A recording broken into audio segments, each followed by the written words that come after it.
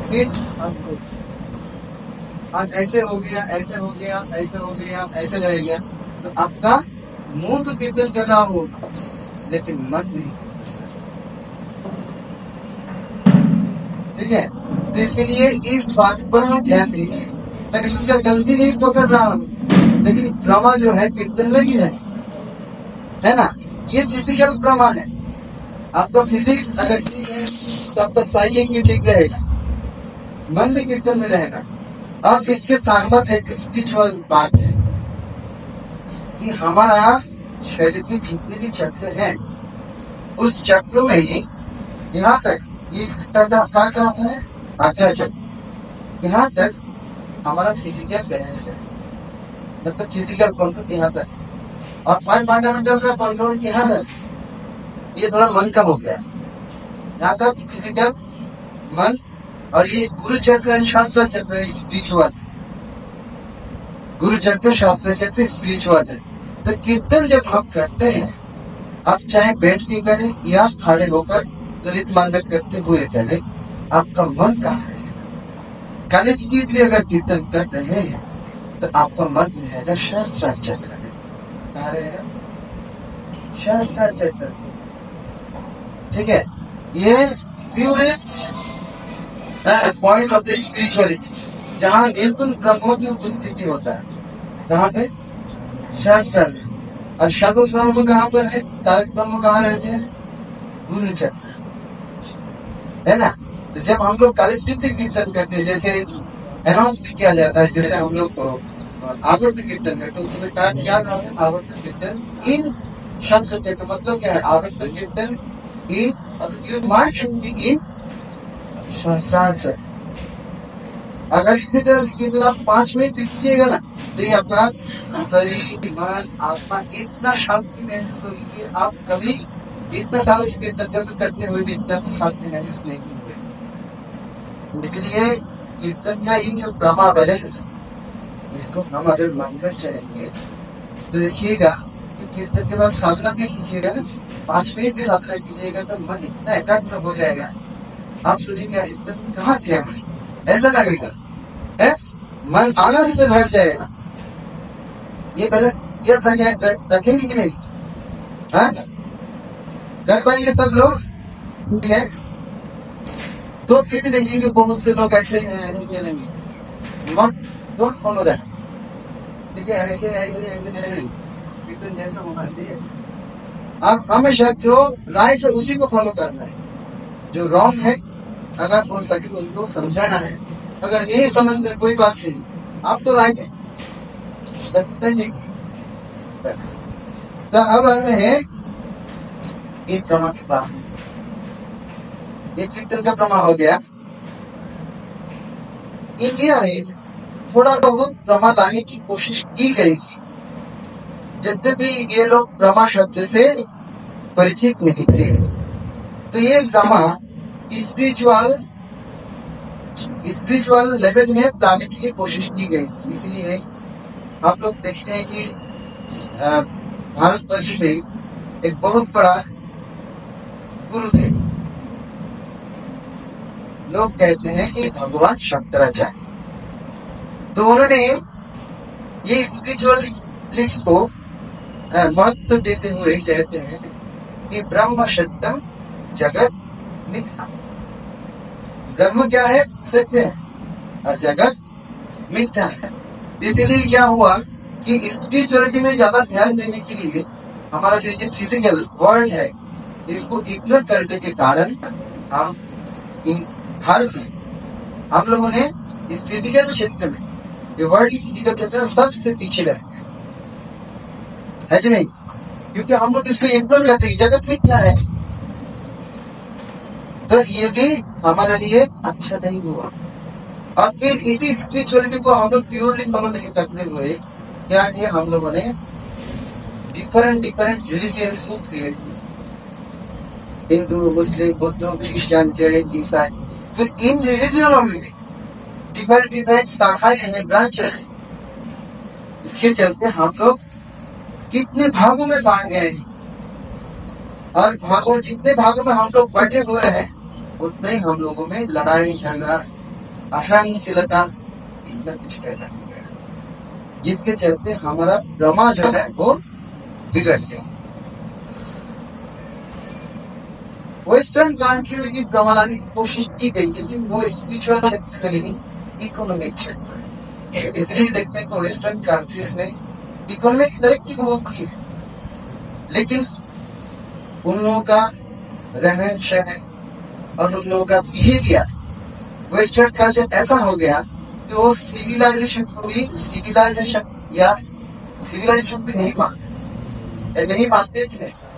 इसलिए उन लोगों का क्या है, उन लोगों का बस ऐसा होते जा रहा है जैसे आदिम जमाने में लोग बस से ही रहा करते थे, वैसा ही होने जा रहा है। ये भी बैलेंस नहीं है। और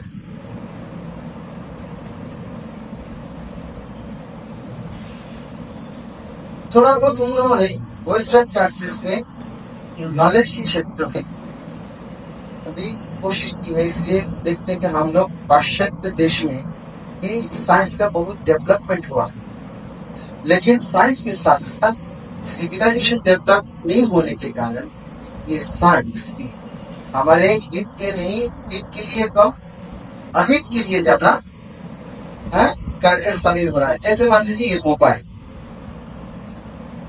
जो मोबाइल यूज करते हैं, अगर वो सचेत ना, अगर उसका क्या बोलते हैं चेतना, उसका विवेक अगर ठीक से काम नहीं करता हो तो मोबाइल लेकर वो क्या करेगा? मोबाइल में वही कंटेंट को सर्च करेगा जो उसका चिंतन मंथन में चल रहा हो, और उसका तो मन तो स्पिरिचुअलिटी को नहीं है।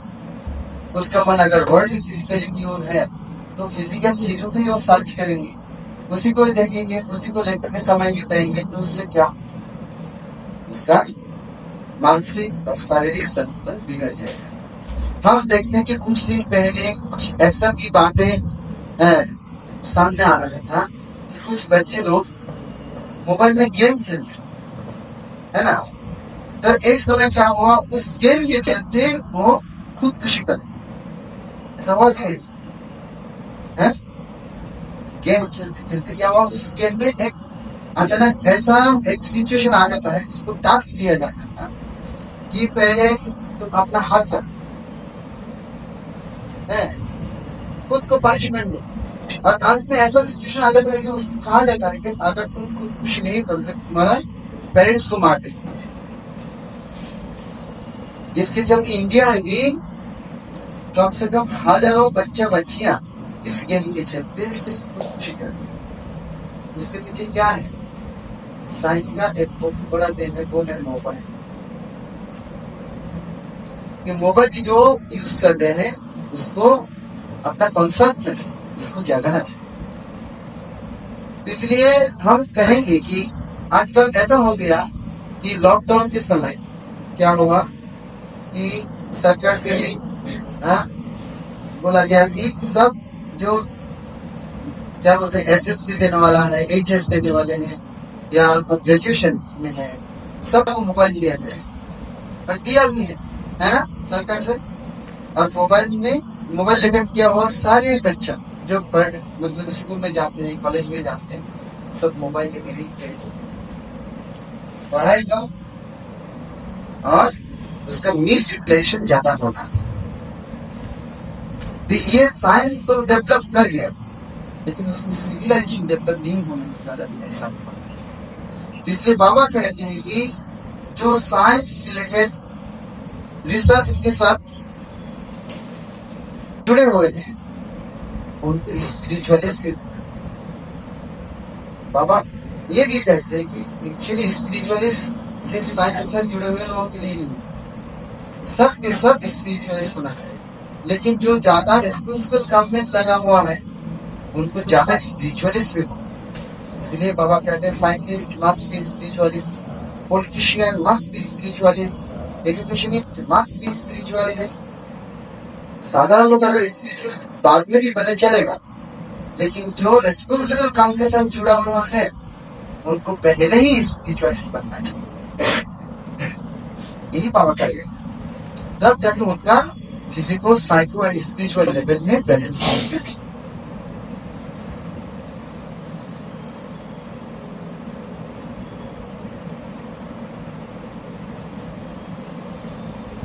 अब देखते हैं कि ये ड्रामा नहीं रहने के कारण हमारा फिजिकल लेवल में क्या क्या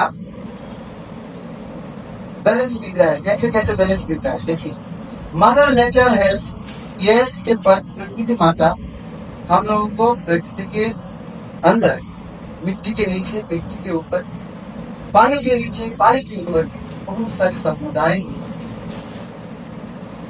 लेकिन हम लोग ना इन संपदाओं का सही तरह से यूटिलाइज नहीं किया। पापा कहते हैं जैसे मान लीजिए ये कल्टिवेबल लैंड है, यहाँ पे एक टाइम में कितना फसल उगाया जाता है, एक टाइम में कितना फसल उगाया जाता है जमीन में, एक टाइम एक ही फसल उगाया जाता है ना, है कि नहीं। बाबा कहते हैं कि ये मैक्सिमम यूटिलाइजेशन, एक टाइम में एक फसल की, इसका होता है कि फ्रेंडली क्रॉप्स होता है। अगर फ्रेंडली क्रॉप्स है, आप एक जमीन में एक ही टाइम में कम से कम 4 फसलें उगा सकते हो। ये मेथड भी बाबा ने दिए हैं, कृषि का था, है ना। लेकिन हम लोग जो आनंद मार्ग में और कृषि के साथ जुड़ा हुआ है, उनके इस पर रिसर्च करना चाहिए कि आप तो मान लीजिए एक ही खेत में चीनी उगा रहे हैं, तो चीनी के साथ उसका फ्रेंडली कुछ क्रॉप्स होता है, उसको भी डालें, चीनी भी अच्छा होगा और फ्रेंडली क्रॉप्स भी अच्छा होगा, और एक ही साथ आपके कम से कम 4 से 5 फसल उगा सकते हैं एक ही समय, एक ही लेने। तब जाके आप क्या होगा, आपका इलेक्ट्रिक मैक्सिमम यूटिलाइजेशन होगा, और क्या होगा ना, आपको उसमें पेस्टिसाइड यूज करने का जरूरत नहीं पड़े। इसलिए इस सेमिनार क्लास के बाद हम लोगों में जो जो लोग कृषि के साथ जुड़े हुए हैं, है ना, इस पर थोड़ा सा रिसर्च कि बाबा जब कहेंगे तो जरूर उसमें कुछ बात तो है कि नहीं दादा, है। तो इस पर रिसर्च कीजिए कि इस क्षेत्र में मैंने देखा हूँ कपास, इसको तो क्या बोलता है, तो उसके साथ उसका फ्रेंडली क्रॉप्स क्या है, हाँ, तो उसको भी आप एक साथ कर सकते हैं। तो एक ही लैंड में आपको 2 फसल हो गया, उसके बाद और फ्रेंडली क्रॉप्स क्या है आप देखिए, ठीक है। तो जितने भी फ्रेंडली क्रॉप्स है आप कम डिस्टेंस में भी उसको लगा सकते हैं, एक दूसरे को मदद करें। उससे क्या होगा, आपको पेस्टिसाइड यूज करने की जरूरत नहीं पड़ेगा, और इसके लिए आपको ज्यादा क्या मतलब फर्टिलाइजर यूज करने का जरूरत नहीं पड़ेगा, क्योंकि एक दूसरे का मदद कर, ये सब फ्रेंडली क्रॉप्स है। तो ये यहाँ के इकोनॉमिक सिस्टम को इतना डेवलप कर देगा, हाँ, बहुत डेवलप कर देगा, क्योंकि आप एक लेक में एक फसल से इनकम कर रहे हैं। अगर 4 फसल हो जाए तो एक ही टाइम आप 4 फसल की इनकम नहीं करेंगे, है कि नहीं, है। ये बहुत बड़ा तरक्की हो जाएगी। तो हम यहाँ की जमीन जो है इतना जान है, यहाँ पे एक जरूर रिसर्च करनी चाहिए, है ना। लेकिन हम लोग ने करते नहीं, करना भी चाहिए। यहाँ पे ये तो हो गया एग्रीकल्चर प्रॉपर्टीज के बारे में हो गया। उसके बाद मिनरल्स, मिट्टी के नीचे भी बहुत सारे संपदाएं हैं, ठीक है। तो उस संपद को भी, ये कोई पॉलिटिकल पार्टी का संपद नहीं है, या कोई मिलियनियर्स का संपद नहीं है, कोई कैपिटलिस्ट का संपद नहीं है, ये पब्लिक प्रॉपर्टीज धरती माया ने जो भी संपद अपने अंदर रखे हैं, ये उनके सारे संतानों के लिए है। लेकिन हमारा सिस्टम क्या कर रहा है, किसी कैपिटलिस्ट को देके बैठा है। जैसे जितनी भी आयरन ओर है भारत में, इस सब का मालिक कौन है जानते हैं? टाटा, बिरला, क्योंकि वो लोग स्टील, उन लोगों की स्टील प्लांट है, और सारा आयरन लोग को उनको देके रखे। क्यों भाई? ये तो पब्लिक प्रॉपर्टी, उनके हाथ टूट जाएगा, किसी प्राइवेट प्रॉपर्टी तो नहीं है ना ये। तो अगर ये पब्लिक के हाथों में होता या गवर्नमेंट के हाथों में होता और वो पब्लिक जो साइकोलॉजी के अनुसार इकोनॉमिक्स डीलिंग करते, तो आज ये हमारे गाड़ी खरीदने के लिए जाएंगे तो आपको आज के बाजार में कम से कम 10 लाख के ऊपर सोचना पड़ता है कि नहीं? अगर ये पब्लिक के हाथ होता तो क्या होता कि उसका एक मार्केट प्राइस बैलेंस में रहता और गाड़ी के आज के जमाने में आप 1 लाख 2 लाख ले सकते हैं, जो आज 10-12 लाख में खरीदना पड़ता है। ये इम्बैलेंस हो रहा है। और क्या है,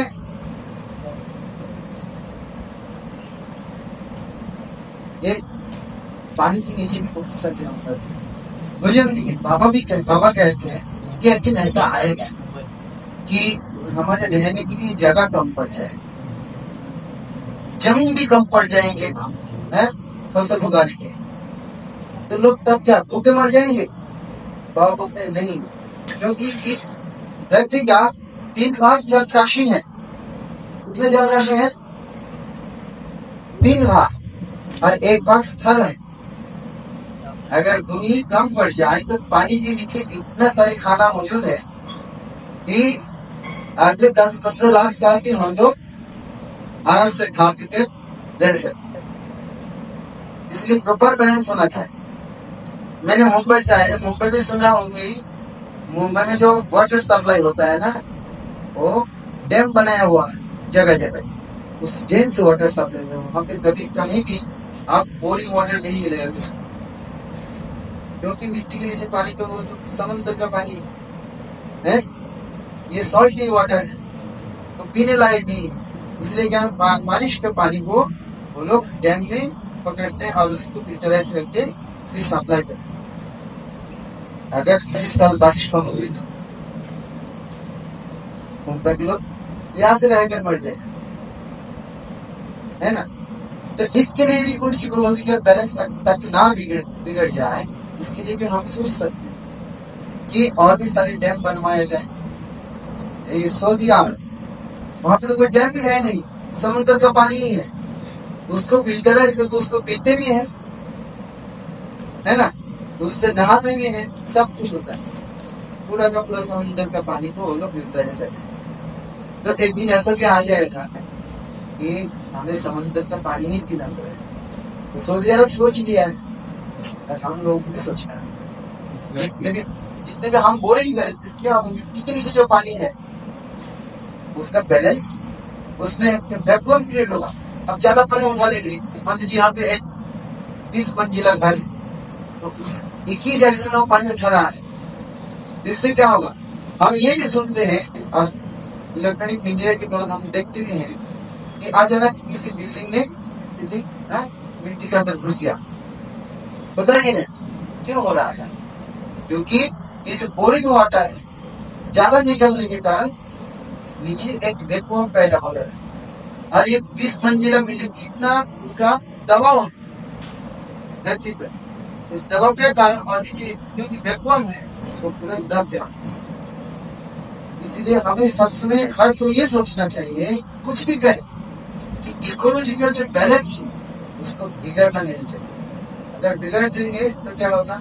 भूकंप हो जाएगा, नहीं तो क्या आंधी तूफान आ जाएगी, है ना? तो इसलिए हमें इस पर ज्यादा ध्यान देना।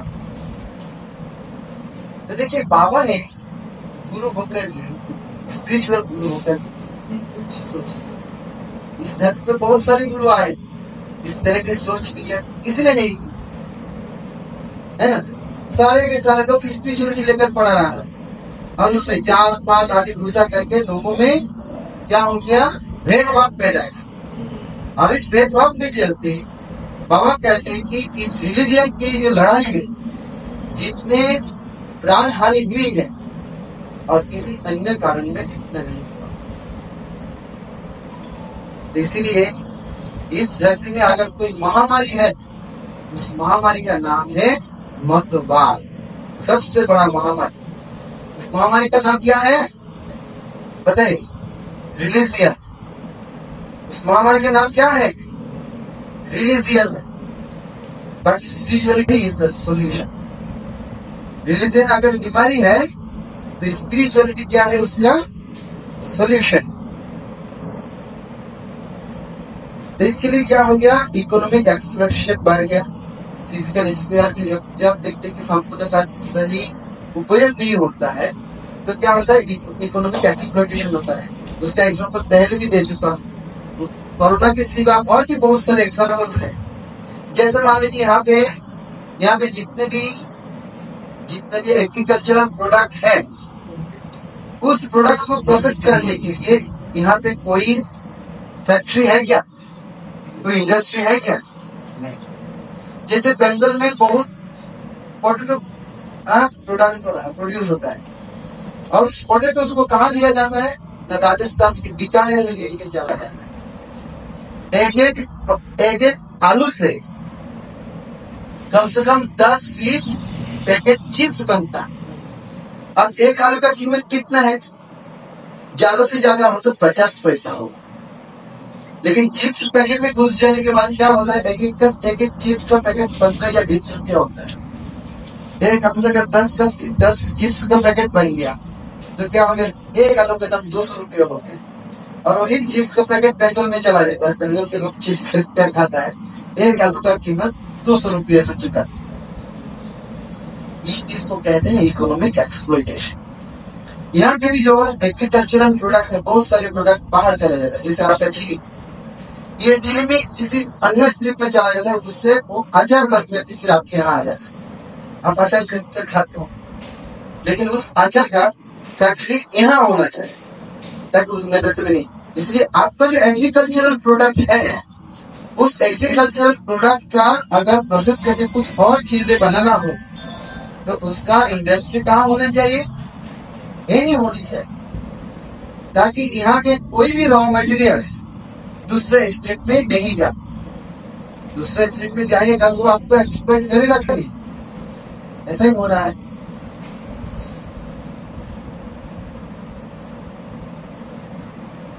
और ये जो साइंटिफिक डेवलपमेंट के कारण क्या हो गया कि बहुत सारा साइंटिफिक डेवलपमेंट तो हो गया, लेकिन इसके चलते कुछ जिनके पास पैसा है वो उसका सुविधा ले रहे हैं, और बहुत सारे लोग अन्न नहीं, वस्त्र नहीं, बाश नहीं, घर नहीं है, मकान नहीं है, रास्ते रास्ते में घूम रहा है। एक डिसबैलेंस क्रिएट हो गया है, फिजिकल ट्रॉमा नहीं रहने के कारण।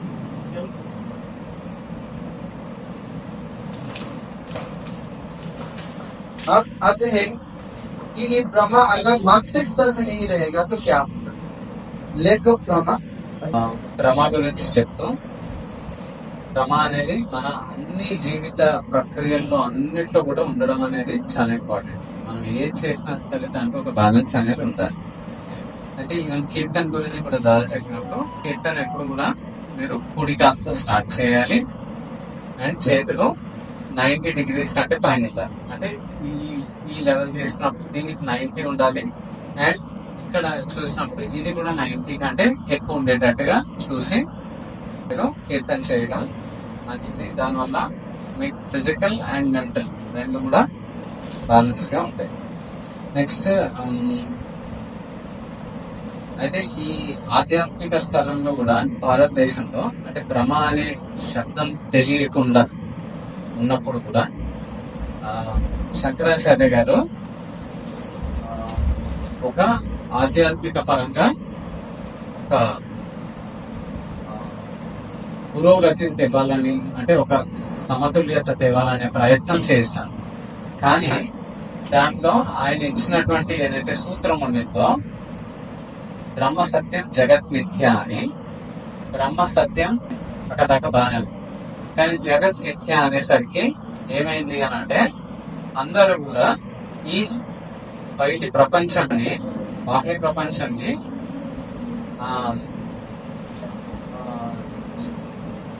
పెద్దగా పట్టించుకోవడం ఆపేస్తున్నారు అన్నమాట.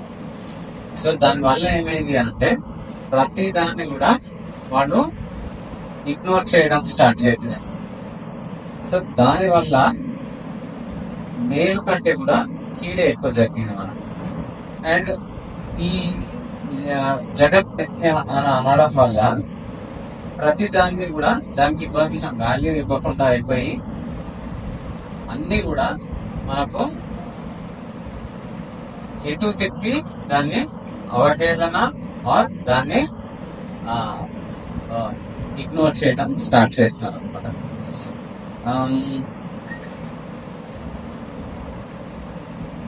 అండ్ ఈ కారణం చేత కూడా జరిగినటువంటి ఒక పరిణామం ఏమి అంటే, అప్పటిదాకా ఉన్నటువంటి హైందవ ధర్మం ఏదైతే ఉండిందో ఆ ధర్మం ఇంకా విచ్ఛిన్నం అవడం స్టార్ట్ అయింది, ఇంకా విభజనలు జరగడం స్టార్ట్ అయిపోయింది. దాంట్లో కొందరేమో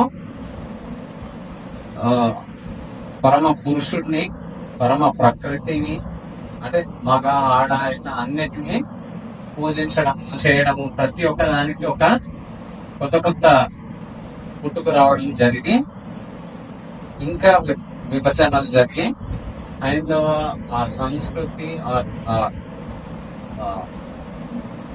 సోషల్ నెట్వర్క్ ఏదైతే ఉండిందో అది ఇంకా పాడైపోయి మనం కొట్టుకొని వచ్చే స్థితికి వచ్చేసింది అనమాట.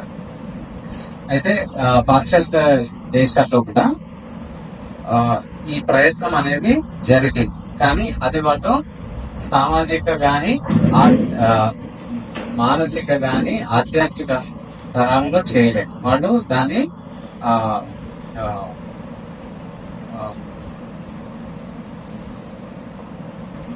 వాళ్ళు ఆర్థిక స్తరంలో ప్రయత్నించినారనమాట.